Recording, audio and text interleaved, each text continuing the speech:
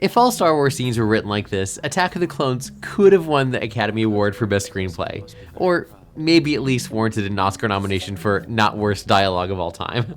But before you call me crazy, let's crack open this one scene from Star Wars Episode 2 and discover why it works so well so that you can apply the same technique to your own creative projects, if you so choose. Hey filmmakers, welcome back to the Filmmaking Notebook. My name is Ryan. I love filmmaking more than watching movies, and on this channel we break down a single filmmaking element, often just a single scene, shot, or character, in 5 minutes or less. Except today it's gonna be more like 10 minutes or less. Look, I underestimated my powers when I made this video. You underestimate my power! This scene needs no introduction, but just to set the context, at this point Obi-Wan Kenobi has suspicions that mysterious bounty hunter Jango Fett might have had something to do with the assassination attempt against Senator Amidala. If we cut out the introductory and the closing dialogue, there are only 22 lines in this whole scene, but quite a lot is packed into it. But first things first, it's important for us to identify the audience perspective going into this encounter. Because of an earlier scene between Jango Fett and fellow bounty hunter Zam Wesell, we already know that Jango is indeed behind the attacks.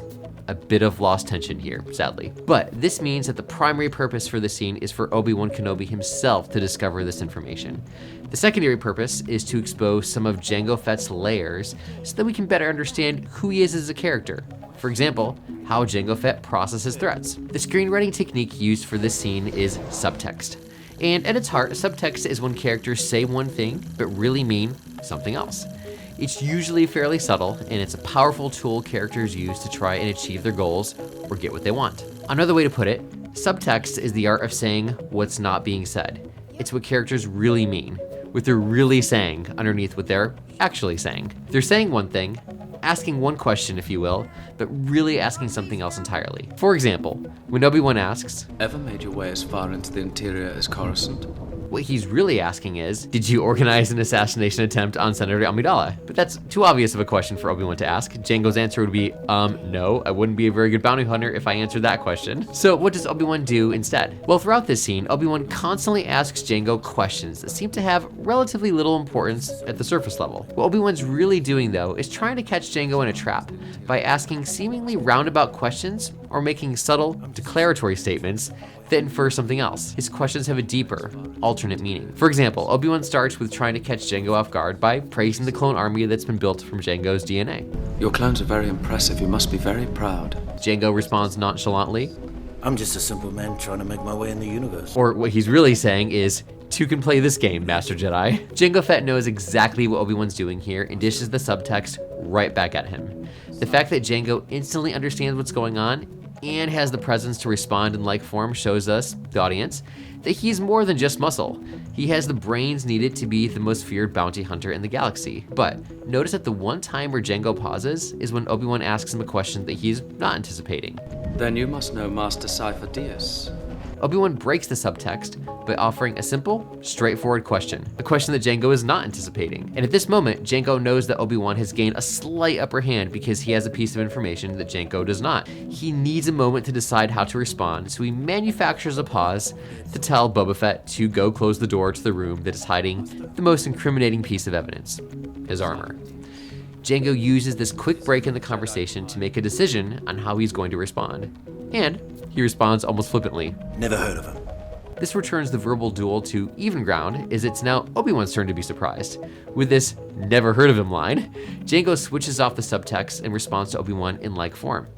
Since Jango truly doesn't know who Sifo Dyas is, responding with the truth that he's never heard of him is his attempt to regain the upper hand in the conversation. Notice that Obi-Wan's response is simply, Really? He doesn't believe Jango. Jango notices this and jumps in and for the first time offers a piece of information that hasn't been asked. I was recruited by a man called Tyrannus on one of the moons of Bogdan. Curious. Obi-Wan's second, one-word response, curious, reveals that 1, he's never heard of Tyrannus either, and number 2, that he still doesn't believe Jango. The conversation is now at a stalemate. Both parties have offered surprising new information, and both are processing how to proceed. It's Jango who makes the next play. Do you like your army? So, what is Jango really saying and doing here? Well, he's redirecting the conversation back to where Obi-Wan started it. He's using subtext to bring the discussion full circle, and underneath, showing Obi-Wan that he's done answering these questions about himself. Which is interesting because Obi-Wan's answer, I look forward to seeing them in action. is a very non-Jedi type of response. Jedi are supposed to love peace, not war, and Obi-Wan is kind of the epitome of the Jedi code at this point in the story. So Obi-Wan's response is a challenge. Both characters know that while this conversation is nearing its closure, their interactions will continue. Jango acknowledges Obi-Wan. He acknowledges the challenge with more subtext, by basically saying, yeah, these clones all came from me, so if you try to take me on, I'm better than they are. They'll do their job well. I'll guarantee that. And then Obi-Wan formally closes the conversation with, Thank you for your time, Jango. but Jango gets in the last little verbal punch. Always a pleasure to meet a Jedi. This is such a fantastic line to close the scene with, because what self-respecting bounty hunter wants to meet a Jedi? None of them, of course.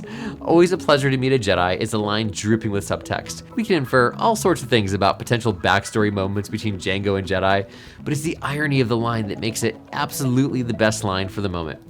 Of course, this line is an outright lie, but the irony and the subtext are what makes it hit home and gives it a slightly unintentional comedic touch. This is a scene where not a lot is learned on the surface, but oh so much conflict starts boiling underneath the surface, and we leave the scene not being able to wait for the next confrontation.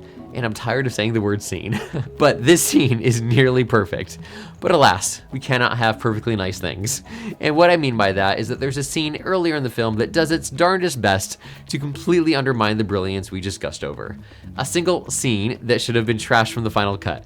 But that's a topic for the next video, which I'll link here as soon as it's up. But until next time, get offline and go create something epic.